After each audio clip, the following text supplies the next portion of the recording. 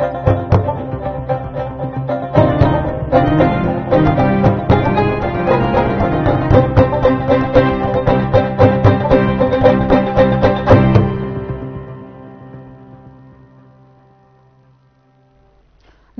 শুভ সন্ধ্যা। আমি মীনাক্ষী, চোখ রাখছি মুহূর্তের খবরে। এক দেশ এক নির্বাচনের আবারও একবার বিরোধিতা করল কংগ্রেস সহ অন্যান্য বিরোধী রাজনৈতিক দলগুলো। বুধবার আয়োজিত সংসদীয় কমিটি বৈঠকে এক দেশ এক নির্বাচনের সমালোচনা করে বিরোধী রাজনৈতিক দলগুলো। এক দেশ এক নির্বাচন বিলের উপর আলোচনা করার জন্য যৌথ সংসদীয় কমিটির প্রথম বৈঠক অনুষ্ঠিত হয় বুধবার। বৈঠকে এক দেশ এক নির্বাচনের প্রশংসা করলেও সারা দেশে একযোগে নির্বাচনের সমালোচনা করেন বিরোধী সাংসদরা। বৈঠকে এক দেশ এক নির্বাচনের প্রস্তাবিত আইনের বিধান তুলে ধরেন আইন মন্ত্রণালয়ের কর্মকর্তারা। এক দেশ এক নির্বাচন নিয়ে সরকারের যুক্তি হলো তাতে নির্বাচনে খরচ কমবে। খরচ কমবে কিভাবে বলবেন বলে বৈঠকে প্রশ্ন তোলেন কংগ্রেস সাংসদ প্রিয়াঙ্কা গান্ধী। বিভিন্ন সময়ে বিভিন্ন রাজ্যে নির্বাচন অনুষ্ঠিত হওয়ার ফলে বিপুল ব্যয় হয় এবং উন্নয়নের গতিও বাধাগ্রস্ত হয়। এক দেশ এক নির্বাচনে ব্যয় হ্রাস পাবে বলে বৈঠকে দাবি করেন বিজেপি সাংসদরা। এই বিলের বিরোধিতা করেন সমাজবাদী পার্টির সাংসদ ধর্মেন্দ্র যাদব। আঞ্চলিক দলগুলিকে নির্মূল করার জন্য কেন্দ্রীয় সরকার এটি একটি ষড়যন্ত্র বলে অভিযোগ করেন ধর্মেন্দ্র যাদব। ব্যয় কমানো দরকার নাকি জনগণের গণতান্ত্রিক অধিকার রক্ষা করা দরকার, বৈঠকে তা নিয়ে প্রশ্ন তুলেন তৃণমূল সাংসদ তৃণমূল কংগ্রেস নেতা কল্যাণ বন্দ্যোপাধ্যায়। উল্লেখ করা যেতে পারে, বিজেপি সাংসদ পিপি চৌধুরীর সভাপতিত্বে ৩৯ সদস্যের একটি যৌথ সংসদীয় কমিটি গঠিত হয়েছিল এক দেশ এক নির্বাচনের উপর আলোচনা করার জন্য। দেশের সাবেক আইন প্রতিমন্ত্রী ছিলেন পিপি চৌধুরী। এই কমিটিতে রয়েছেন কংগ্রেসের প্রিয়াঙ্কা গান্ধী, শিবসেনা থেকে শ্রীকান্ত শিন্ডে, জেডিইউ থেকে সঞ্জয় ঝা, আপ থেকে সঞ্জয় সিং এবং তৃণমূল কংগ্রেসের কল্যাণ ব্যানার্জি সহ অন্যান্য রাজনৈতিক দলের সদস্যরা। এক দেশ এক নির্বাচন কার্যকর করতে গেলে বিরোধী রাজনৈতিক দলগুলোর সম্মতি আবশ্যক বলে মনে করেন সংবিধান বিশেষজ্ঞরা। Bureau report, news now. সাবেক প্রধানমন্ত্রী শেখ হাসিনার পাসপোর্ট বাতিল করে দিয়েছিল বাংলাদেশের অন্তর্বর্তীকালীন সরকার, যার ২৪ ঘন্টার মধ্যে শেখ হাসিনার ভিসার মেয়াদ বৃদ্ধি করল ভারত। তাহলে কি পাকাপাকি ভাবে ভারতে আশ্রয়ী থাকবেন হাসিনা? তা নিয়ে উঠছে প্রশ্ন। শেখ হাসিনার ভিসার মেয়াদ বৃদ্ধি করল ভারত। একদিন আগে অর্থাৎ মঙ্গলবার শেখ হাসিনার পাসপোর্ট বাতিল করে বাংলাদেশের মোহাম্মদ ইউনূসের অন্তর্বর্তীকালীন সরকার।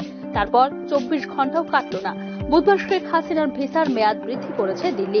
গত ৫ আগস্ট থেকে ভারতে রয়েছেন বাংলাদেশের প্রাক্তন প্রধানমন্ত্রী তথা আওয়ামী লীগ নেত্রী হাসিনা। তাকে প্রত্যর্পণের আর্জিও জানিয়েছে বাংলাদেশের অন্তর্বর্তীকালীন সরকার। সেই আবহে হাসিনার ভিসার মেয়াদ বৃদ্ধি করে ঢাকাকে কি বার্তা দিল দিল্লি, তা নিয়ে উঠছে প্রশ্ন। তাহলে কি পাকাপাকি ভাবে ভারতের আশ্রয়ী থাকবেন হাসিনা? প্রশ্ন উঠছে তা নিয়েও। রাজনৈতিক আশ্রয় প্রদানের নির্দিষ্ট কোনো বিধি নেই দিল্লির। আপাতত হাসিনার ভিসার মেয়াদ বৃদ্ধি করা হয়েছে, তাই ভারতে রাজনৈতিক আশ্রয় পেলেন শেখ হাসিনা বলে ভাবার কোনো কারণ নেই, জানিয়েছেন কূটনৈতিক বিশেষজ্ঞরা। উল্লেখ করা যেতে পারে যে ভারতের হাত ধরে স্বাধীনতা অর্জন করেছিল বাংলাদেশ। এই মুহূর্তে সেখানে উঠছে ভারত বিরোধী স্লোগান, সংঘাত চলছে সীমান্ত নিয়েও। হাসিনার প্রত্যর্পণের দাবিও জানাচ্ছে বাংলাদেশ।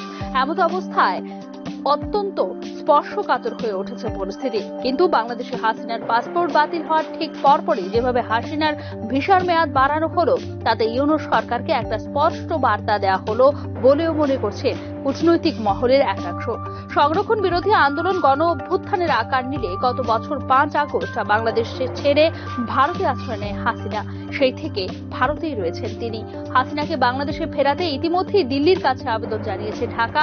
হত্যাকাণ্ডের অভিযোগে হাসিনার বিরুদ্ধে গ্রেপ্তারি পরোয়ানাও জারি করেছে সেখানকার আন্তর্জাতিক অপরাধ ট্রাইব্যুনাল। উল্লেখ করা যেতে পারে, বাংলাদেশের সঙ্গে ভারতের প্রত্যর্পণ চুক্তি থাকলেও তাতে স্পষ্ট বলা রয়েছে, যাকে প্রত্যর্পণ করা হবে সংশ্লিষ্ট দেশে তার যদি প্রাণ সংশয় থাকে সেক্ষেত্রে ভারত অভিযুক্তকে প্রত্যর্পণ নাও করতে পারে। বর্তমান পরিস্থিতিতে বাংলাদেশে হাসিনার প্রাণহানির আশঙ্কা যথেষ্ট রয়েছে।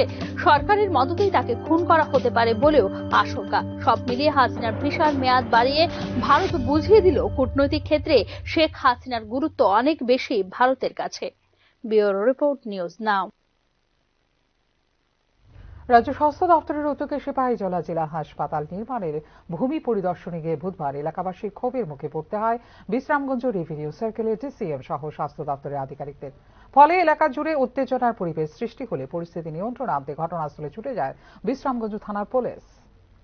সিপাহীজলা জেলা শাসকের নির্দেশে জেলা হাসপাতাল নির্মাণের জায়গা পরিদর্শনে গেলে অনৈতিকভাবে সরকারি আধিকারিকদের ঘেরাও করেন নলজলা বাঁশতলী এডিসি ভিলেজের রামদাস পাড়ার বাসিন্দারা।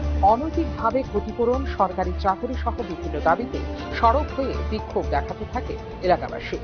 দীর্ঘদিন ধরে এলাকার জমিতে রাবার ও অন্যান্য ফসল চাষ করে সংসার প্রতিপালন করছেন তারা।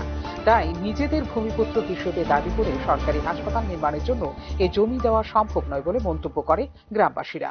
কিন্তু এখানে ভূমিপুত্র আপনারা জানেন, কিন্তু আমাদের হয়তো বা আমরা নলেজ নাই বা এখানে কোনো জ্ঞান নাই, তার জন্য কিন্তু আমরা এতদিন থাকার পরে আমাদের ভূমিহীন। এই জন্য আমি চাই এখানে মানুষ উচ্ছেদ যাহাতে না হয়। হসপিটালে আমাদের কোনো বাধা নাই, একটা গ্যাপ জায়গাতে একটা ভালো জায়গা দেখে করেন, কোনো আপত্তি নাই। আপনি আমার পাবলিককে উচ্ছেদ করে তারপরে এখানে আপনার হসপিটাল করবেন, সিটি করবেন, সবকিছু করেন, মানুষহীন এই হসপিটাল কোনো ভ্যালু নাই। আমি চাই মানুষ থাকুক। আর যেই জায়গাগুলি নেওয়া হইতেছে ওইখানে যদি পাবলিক মানে জায়গা যদি মানে হাতের থেকে ছুটে যায়, তারা এখানে থাকার কোনো জায়গায় নাই। উনি স্যার বলছেন যে এখানে ঘরে একটা ঘর আছে, আমি ঘর তো যথেষ্ট না, আমার কিছু করে খাইতে হইতো না। এলাকাবাসীর দাবি অনুযায়ী এলাকায় গড়ে ওঠা রাবার গাছগুলোর জন্য এবং অন্যান্য চাষিদের প্রশাসন থেকে ক্ষতিপূরণ প্রদান করা হবে বলে জানিয়েছেন বিশ্রামগঞ্জ রেভিনিউ সার্কেলের ডিসিএম সৌরদীপ দেবনাথ। যারা করছেন বা যারা রাবার যারা লাগিয়েছেন ওনারা একটা রিপ্রেজেন্টেশন দিয়েছেন ডিএম স্যারের কাছে। এখানে রাবার বাগিচা আছে, তাছাড়া আছে আপেল গাছ, মোসাম্বির, সুপারি গাছ, আনারস, লেবু, সবগুলার গাছ এখানে আছে। আমরা এর জন্য একটা যৌথ টিম নিয়ে এসেছি, যেখানে এগ্রিকালচার, হর্টিকালচারের প্রতিনিধি রয়েছে, রাবার বোর্ডের প্রতিনিধি রয়েছে। এটা ডিএম স্যারের নির্দেশে আমরা আজকে এখানে এসেছি অ্যাসেসমেন্টটা করার জন্য, কাকে কি কম্পেনসেশন দেওয়া যায় সেটা আমরা কাউন্ট করছি। আর স্যার এখানে কি জুট প্লেন না খাসলেন? না, খাসলেন, পুরোটাই খাসলেন। সরকারি হাসপাতাল নির্মাণের এই এলাকা বাদে অন্য খালি জায়গা নির্ধারণের জন্য দাবি ওঠে এলাকাবাসীর পক্ষ থেকে। এলাকা জুড়ে উত্তেজনার পরিবেশ সৃষ্টি হলে বিশ্রামগঞ্জ থানার পুলিশ ঘটনাস্থলে ছুটে এসে পরিস্থিতি নিয়ন্ত্রণে আনে। Bureau report, news now. 2019 সালের 8 জানুয়ারি নাগরিকত্ব সংশোধনী আইনের বিরোধিতায় আন্দোলন করতে গিয়ে আক্রান্ত হয়েছিলেন বহু ছাত্রছাত্রী। এই প্রতিবাদে বুধবার খুমলুঙে কালো দিবস পালন করল তিপ্রামথার ছাত্র সংগঠন টিএসএফ। 2019 সালের 8 জানুয়ারি খুমলুং মাধববাড়িতে নাগরিকত্ব সংশোধনী আইনের বিরোধিতায় বন্ধের ডাক দিয়েছিল টিএসএফ। বন্ধের সমর্থনে বিক্ষোভ প্রদর্শনকালে পুলিশের গুলির আঘাতে গুরুতর আহত হয়েছিল টিএসএফ এর 6 জন ছাত্র। এরপর থেকে এই দিনটিকে কালো দিবস হিসেবে পালন করে আসছে টিএসএফ বলে এদিন জানিয়েছে সংগঠনের সাধারণ সম্পাদক হামলো জবাতিয়া। এবারেও এই দিনটিকে কালো দিবস হিসেবে পালন করা হয়েছে বলে জানিয়েছে টিএসএফ।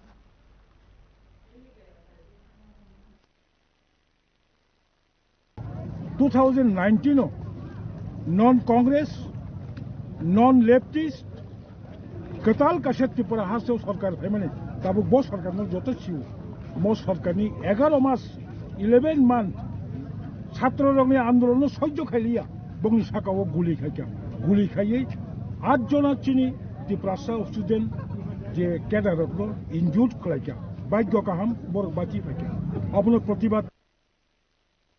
3 মাস ধরে পানীয় জলের সংকটে ভুগছেন এলাকাবাসী। অবশেষে বাধ্য হয়ে পরিশ্রুত পানীয় জলের দাবিতে মনু ছৈলেংটা জাতীয় সড়ক অবরোধ করল প্রমিলা বাহিনী। অবরোধের জেরে স্তব্ধ হয়ে পড়ে যান চলাচল।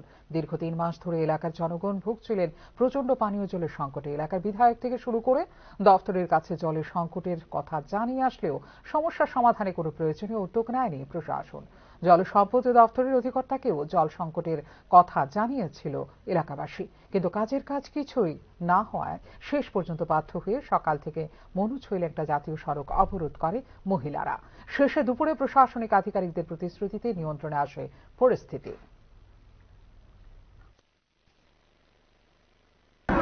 আমরা জল আইয়ে না 2 মাস ধরে, তারপরে গাড়িয়ে জল দেয়, একদিন দিলে 3 দিন দেয় না, তাহলে আমরা কি করে চলবো? তারপরে মেশিন নাই, জল দিয়ে কি আমরা হয় অলরেডি জানে যে এটা 3 মাস ধরে জল নাই। এখনকার মতো এই মুহূর্তে সংবাদ এই পর্যন্ত। অন্যান্য আপডেটস দেখার জন্য অবশ্যই নজর রাখতে হবে নিউজ দেওয়ার পর্দায়। নমস্কার।